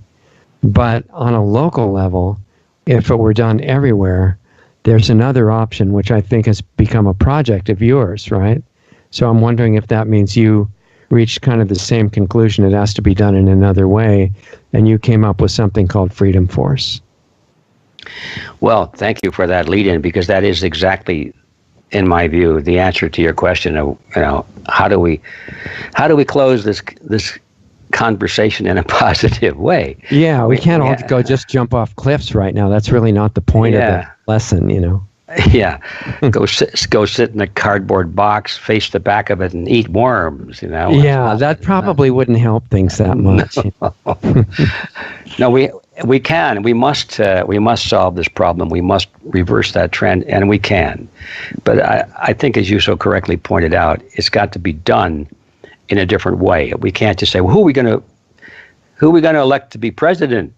Let's just find one man. One man is not going to do it. Which party are you going to vote, Republican or Democrat? Come on, guys, give me a break. Both parties are committed to this trend. Right. So we have to look deeper. How do we really bring about a transformational change in the system from ground up? And that is both discouraging and encouraging, because it's discouraging because it's a huge task. We'd like to think of some little thing we can do. Yeah. But it's encouraging because all of a sudden, when you think about it, it becomes quite doable. You can see how to do it, at least. It's just a question of, that's the path. All we have to do is just have enough force to travel that path. We can see how it should be done. And that is, we have to replace these people in the system that already are entrenched. We're not going to get them to change their minds. I don't care how many letters we write to them, how many petitions we send to them, how many phone calls we make to them.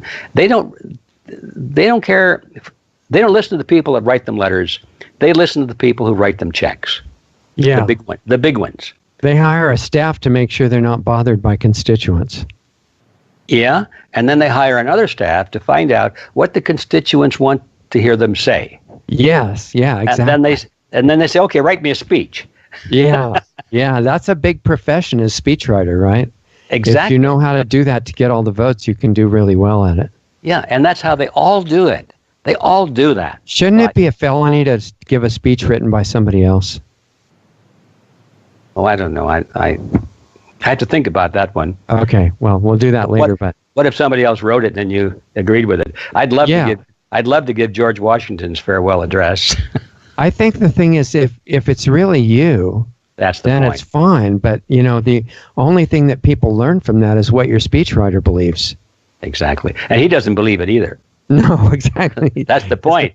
Just a PR expert. And he's reading the polls. See. Okay, so you thought up this idea of Freedom Force. What's the idea of it? Well, the idea of Freedom Force is to build from the ground up, to bring together a small cadre of people who really know what's going on. The people, and I'm sure they're listening to your program here. You may have some newcomers, you may have some old timers, but I think in general, your audience, and audiences of many programs like this, they're huge when you put them all together. People know what is going on. We are not alone in this anymore. They'd like us to think we are. So my idea was to bring that group together in unison and unite them under something which we'll talk about in a moment. It's not so easy what will unite people?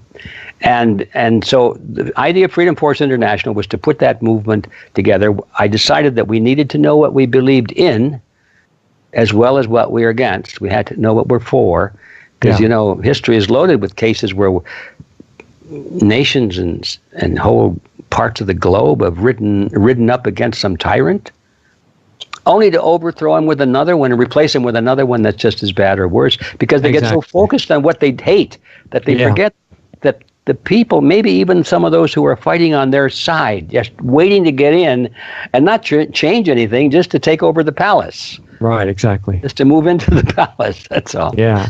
In other words, how do you systematize ethics?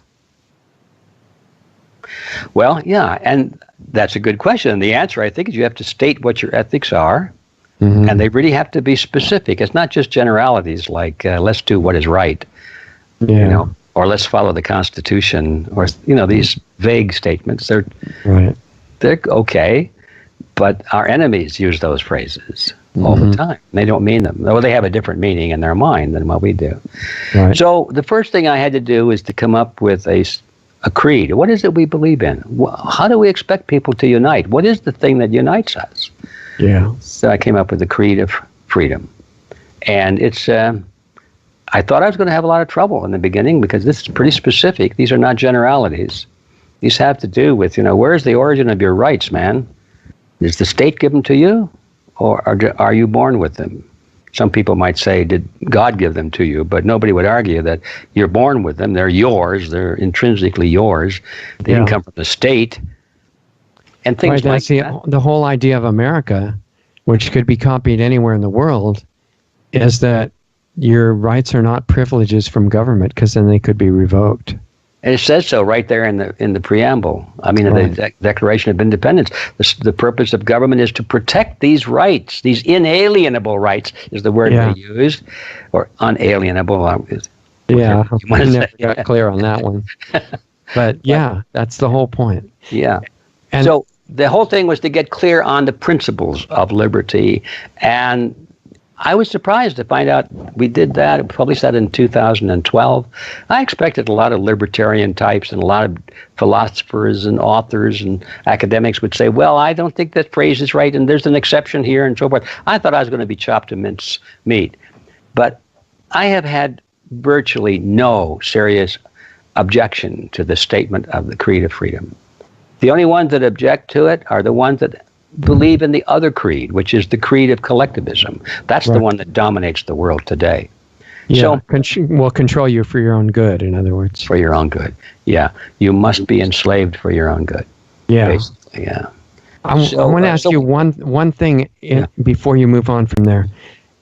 Freedom. I think everybody believes in freedom. What happens when you get people in a country like in America where they will start, you're a health person, so you get toxic agriculture, for example.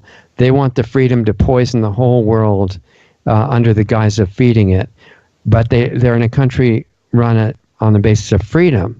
So how much do you have to put caveats in there, and who decides what they are, what you should not be free to do? You're absolutely right. We have to have a caveat. There has to be an exception to freedom. And who determines what that is? The answer is we do. Okay. And we put it into our creed of freedom, and we ask people to study it, think about it, and then decide, do you agree with it or don't you?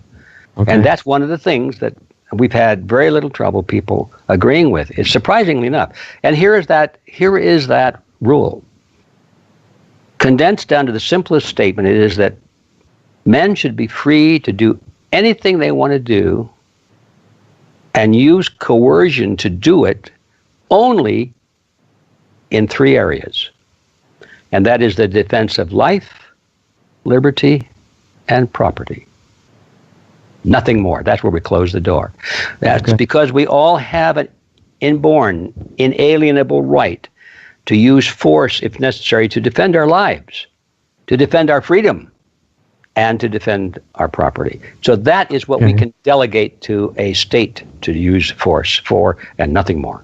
All right. So if you take that principle and put it in a real life situation, let's say that there's a really profitable business dumping some unimaginably powerful poison into the public water supply to make money. How would the principle that you just illustrated Very simple. The question is that endangering life? Is that endangering my life and your life, anybody's life? It certainly is. Yeah. We have a right to prevent that from happening. And it doesn't mean just because it's for profit. They could be doing it because they're stupid and don't know any better. It doesn't make any difference why. Yeah, they could think it's a public service. They could. Yeah. So the profit is not the element. It's the question. They are doing something that's endangering life. Therefore, that's the proper sphere of the state.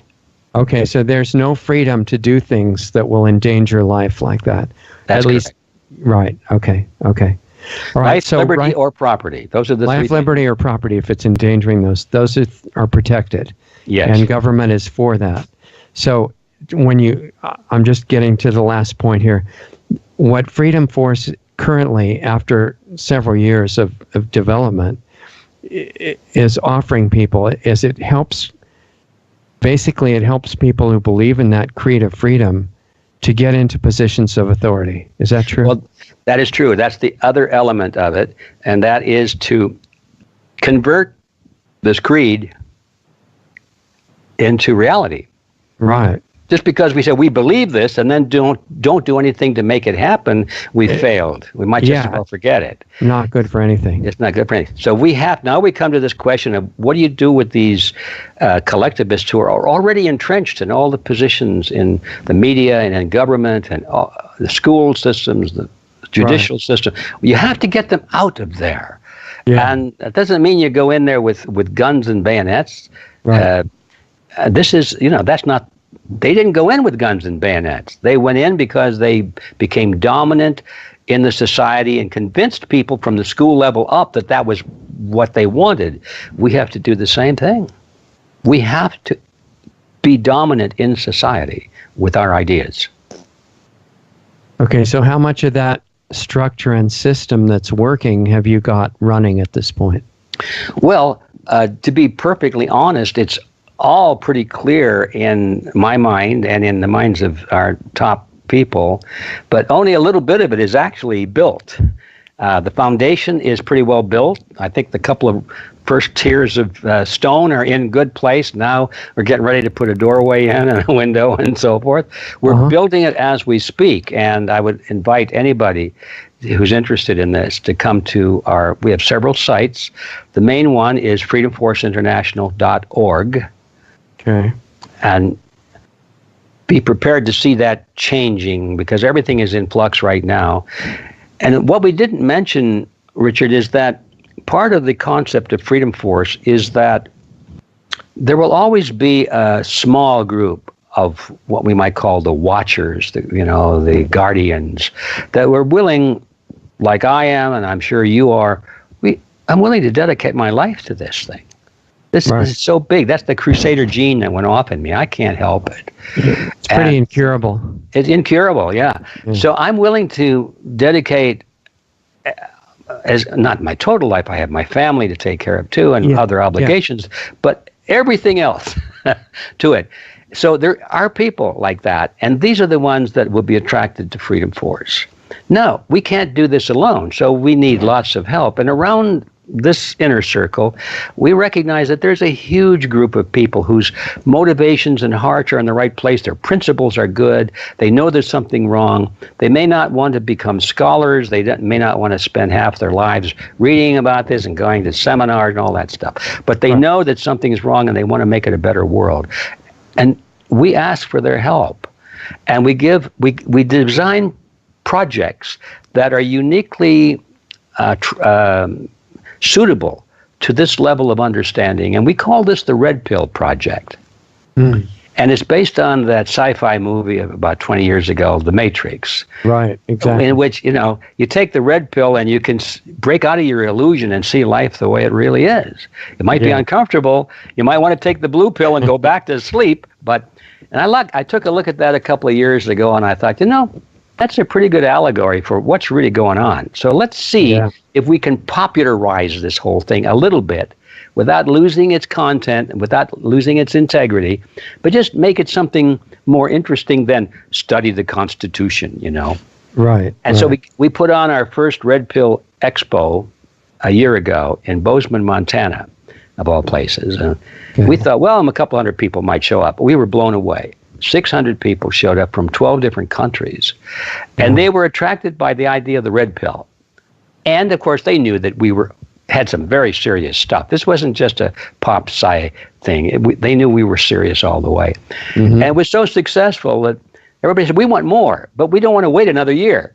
Let's do something now. So then the next idea came up, let's do the Red Pill University, which is the same thing, but it's all year long, 7 days a week, all 52 weeks out of the year. So the Red Pill University is now under construction as we speak. So that's another place to go. And in fact, that's now our main portal is Red Pill University. What's the URL connected to it? redpilluniversity.org. .org. Okay. Yeah. And that's like a real educational institution, basically, right? It is very real. It's probably more real than most of the universities that we now spend so much money to support. Right. It's real in the sense that we have faculty who come from out there. I mean, now that we're talking about it, I think that you should be a faculty member at Red Pill University. I'm really interested in that, yeah. I'd like to give you a classroom. You're exactly the kind of a person that should have a classroom at Red Pill University. This is all online, right? So yes, you have people from all over the world teaching, and they don't have to all move to Red Pill City or something. Exactly right. Oh, that'd be horrible, wouldn't it? Red Pill City. That'd be like the free speech zone that they've always wanted to create. Yeah. Man, that would be interesting to say the least. So anyway, we have faculty. Well, just to give you an idea,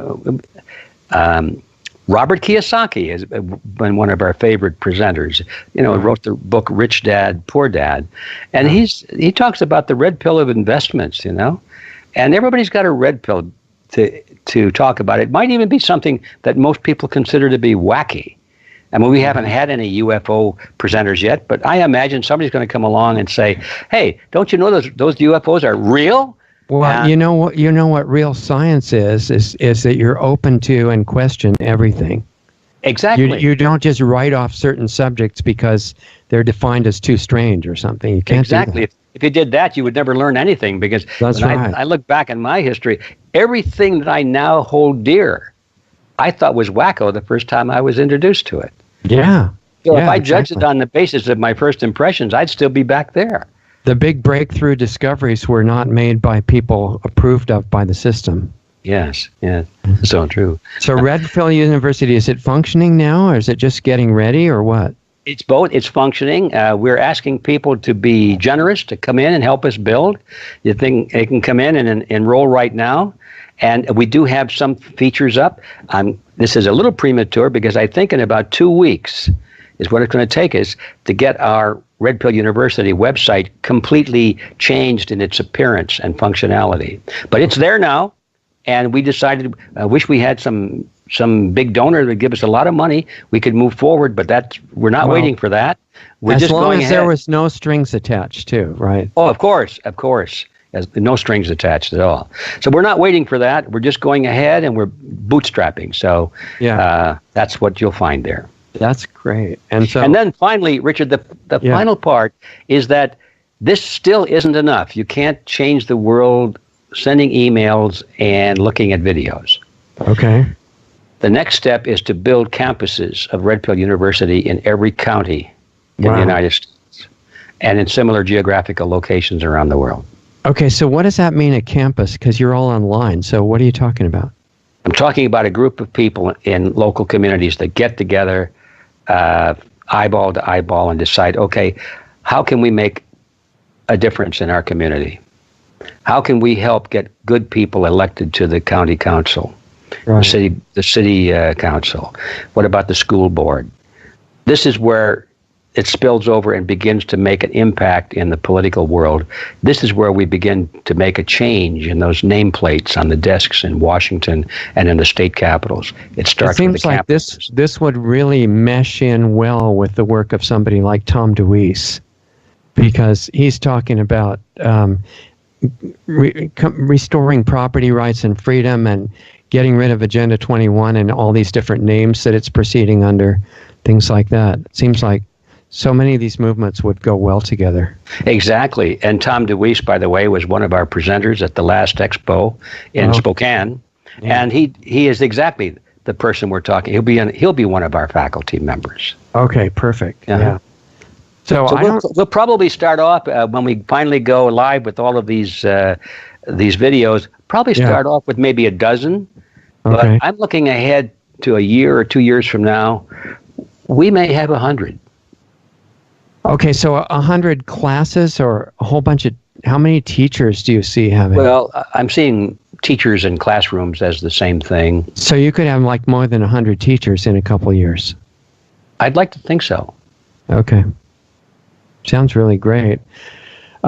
Okay, so what we're leaving people with is actually super positive right now, because it's an understanding of at least one class of issues that has to be resolved, but it's giving avenues to do that. You don't just protest or beg Congress to please not be affected by bribes and blackmail, or be really not, don't pay any attention to that stuff. And you're not saying to the Federal Reserve, please abolish yourself or anything like that. You're putting different people, hopefully people of good ethical and character foundation, and you're defining that. You're not just leaving it, amorphous. You're saying it's based on freedom and these few areas that you can't have freedom in, to just go and make money by hurting everybody, or even if you're not making money. Other than that, make as much of everything and profit and stuff as you want by doing something useful that's going to serve everybody. Yeah, it's that state of seemingly chaos in which this milieu in which the best ideas rise to the top. Yeah. And the imperfect ideas just sink to the bottom and disappear. This is how society advances. Yeah, I think it's beautiful. So everybody should go to redpilluniversity.org and freedomforceinternational.org, which we'll also be developing. And maybe what we could do at a point that you decide is worthwhile is come back and let us know the next stage that these things get to and what people should do at that point. Okay. Well, I'd be glad to do that. If they want to come on and come into Red Pill University as a student, we have all different levels. Got to collect a little money to make this thing work. The lowest level is $3. $3. Okay, the cost great. of a cup of coffee. Well, and it goes up from there. I want to see vast amounts of money starting to get connected to great projects.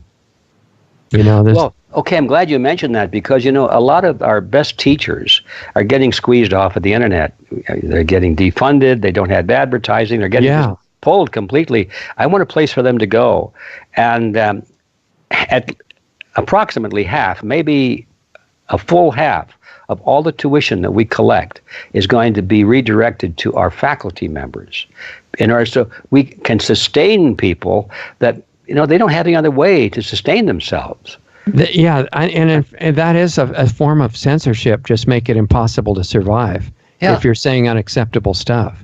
Right. So if you're going to be paying your teachers, it's super exciting, because we've been trained intentionally to think that money is really bad.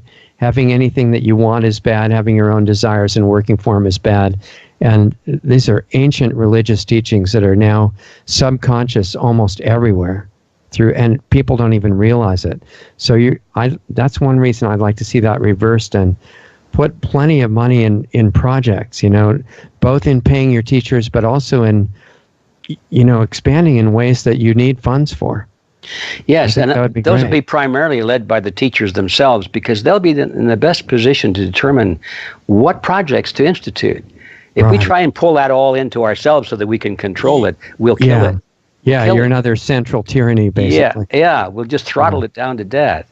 Yeah. So our plan is to monitor all of our classrooms in terms of the number of minutes that these are being watched. And at the end of each month, we see this classroom got 12% of the total watch for that month. Right. So whatever funding there is in the honoraria fund, that's 12% of the pool goes to them. That's right. So the decision is made by the students. Right, and it's an incentive for a teacher not to just stand up there and be boring.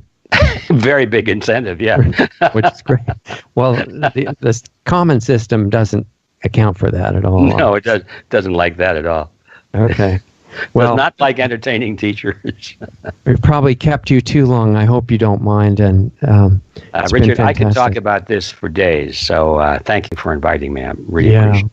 I hope you'll be back soon, and we'll stay in touch. I'll be here. Okay. Talk to you soon. All right. Thanks a lot. See ya.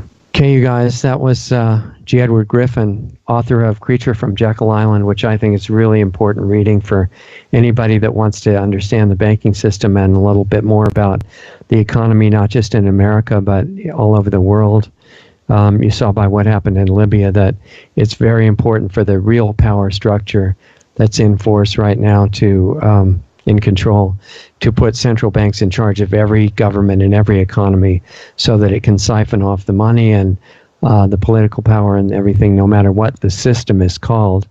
So that education, like so many other aspects of real education now, shows you that there's a very serious situation happening on this planet and the life of not just humans, but if you understand the bigger picture, all of the biosphere is hanging by a thread.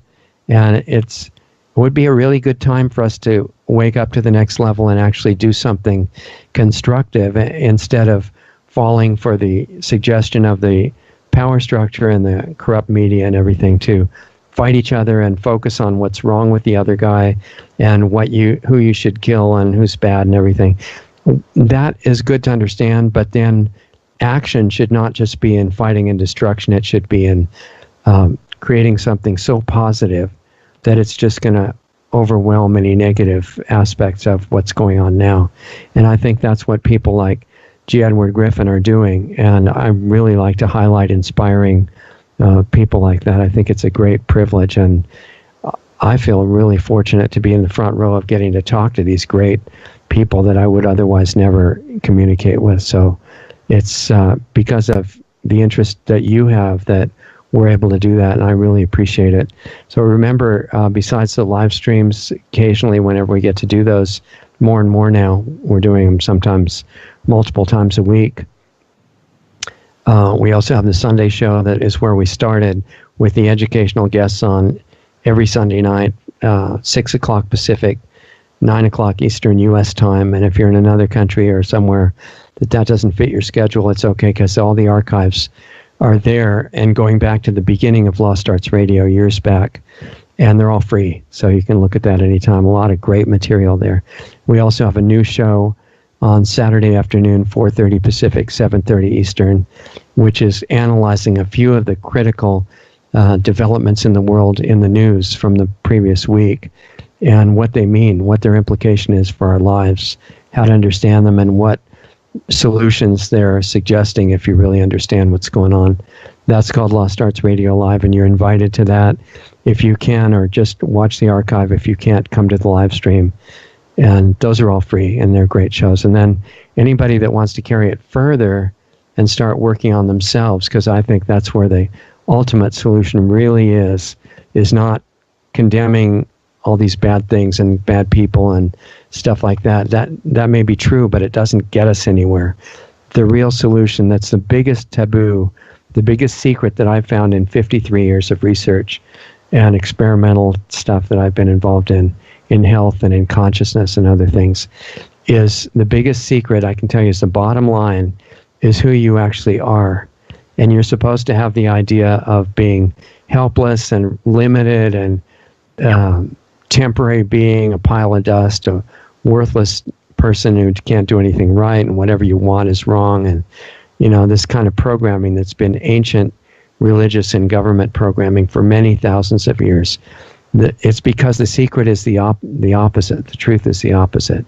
And if you're ready to actually get into the actual work in your own life and in yourself, not anything anybody would necessarily see you doing, but it's a complete change in perspective that opens up the possibilities of what you can really do based on who you really are.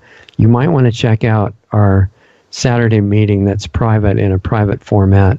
It's interactive. It's really interesting if you're ready to get into this stuff. If you're not, then it's probably not worth, taking the time for. But if you are interested, it's there now. It's finishing the beta stage, and that's at lostartsradio.com/club. And if you're up to that, I'll meet you there on Saturday. In the meantime, have a great rest of the week. Another great live stream is planned for tomorrow. And then this Saturday, we'll have the club meeting and the other shows.